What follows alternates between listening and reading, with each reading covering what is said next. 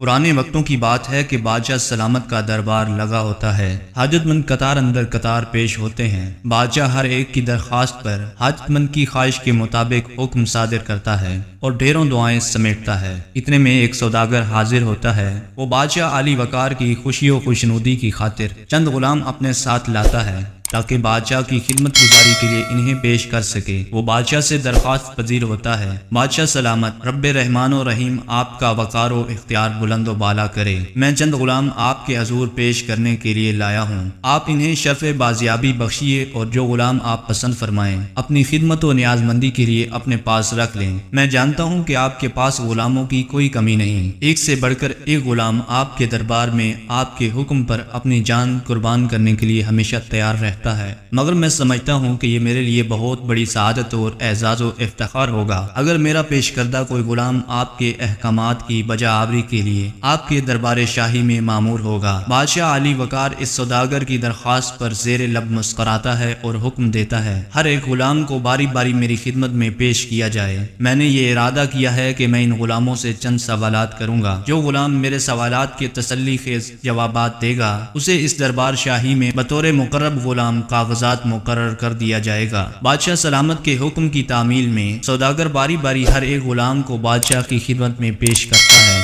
اور وہ ہر غلام کے خاص بیان کرتا ہے۔ ان کی تعریف و توصیف میں رطب اللسان ہوتا ہے، مگر بادشاہ کے سوالات کے تسلی بخش جوابات کوئی بھی غلام نہیں دے پاتا۔ اس صورتحال سے بادشاہ قدر مایوس بھی ہوتا ہے اور پریشان بھی۔ وہ سوداگر سے کہتا ہے تم نے اپنے غلاموں کی خوبیاں بڑے نمایاں طور پر بیان کی۔ ہم نے بھی ہر غلام کو جانچا مگر کوئی غلام بھی ہمیں متاثر نہیں کر سکا۔ کیا ان غلاموں کے علاوہ کوئی اور غلام تمہارے پاس نہیں ہے؟ اگر کوئی اور غلام ہو تو اسے پیش کرو ورنہ ان تمام غلاموں کو واپس لے جاؤ۔ سوداگر یاس و ناامیدی کی حالت میں کہتا ہے بادشاہ سلامت رب ذوالجلال آپ کے اقبال کا ستارہ ہمیشہ چمکتا دمکتا رکھے۔ دراصل ایک اور غلام باہر موجود تو ہے اور ضد کر کے میرے ساتھ یہاں تک آیا ہے، مگر میں سمجھتا ہوں کہ وہ اس اعلیٰ و عرفہ دربار شاہی کے قابل نہیں، اس لیے میں اسے آپ کے حضور پیش کرنے سے پشے پیش کر رہا ہوں۔ بادشاہ سلامت زوردار لہجے میں سوداگر سے کہتا ہے تم نے یہ فیصلہ کیسے کر لیا کہ وہ غلام ہمارے دربار کے قابل نہیں؟ یہ فیصلہ ہم خود کریں گے، تم اسے فوراً ہماری خدمت میں حاضر کرو تاکہ ہم اس سے بھی چند سوالات کر سکیں۔ ہو سکتا ہے کہ وہ ہماری توقعات پر پورا اترے اور ہم اسے اپنی ملازمت میں رکھ لیں۔ یاد رکھو کسی کا ظاہر دیکھ کر اس کے باطن کا قطعی فیصلہ نہیں کیا جا سکتا۔ دوڑ کر جاؤ اور وہ غلام جو اپنے شوق و ذوق سے تمہارے ہمراہ آیا ہے اسے لے آؤ۔ بادشاہ کے حسب حکم سوداگر اس غلام کو دربار شاہی میں حاضر کر دیتا ہے۔ غلام ادب سے سر جھکا کر سلام کرتا ہے اور پھر ہاتھ باندھ کر کھڑا ہو جاتا ہے۔